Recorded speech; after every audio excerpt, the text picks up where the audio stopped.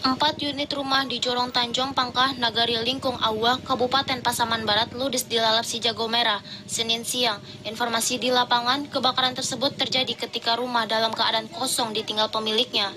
Salah seorang korban, Anton, menyampaikan rumah miliknya dan milik 3 korban lainnya hangus terbakar.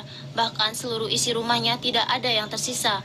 Dia mengaku peristiwa itu terjadi ketika dirinya sedang berada di kebun dan sesampai di rumah, dirinya melihat api sudah besar dan masyarakat sekitar sudah ramai berusaha memadamkan api.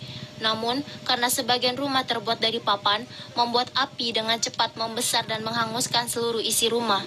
Beruntung tidak ada korban jiwa dalam peristiwa tersebut. Namun, dari pengakuan korban, kerugian ditaksir mencapai ratusan juta rupiah. Sampai situanya kurang masuk banyak itu bawa masuk. Rumah yang kanan bawa buah? Sampai rumah apa cik? Iya, bawa itu. Aduh, keluarga yang dalam rumah anda? Enggak, mudah-mudahan selamat. Selamat sebelahnya. Ada yang tuh keluarga yang gitu, Pak. Serang Kejo. Iya, Kau sedang kerja semua dengan Rambo tadi. Punya pena sekolah.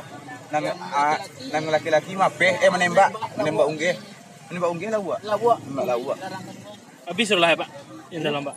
Habis. Kain laki badan tinggal Pak. Hingga saat ini, pihak kepolisian masih menyelidiki apa penyebab dari kebakaran tersebut.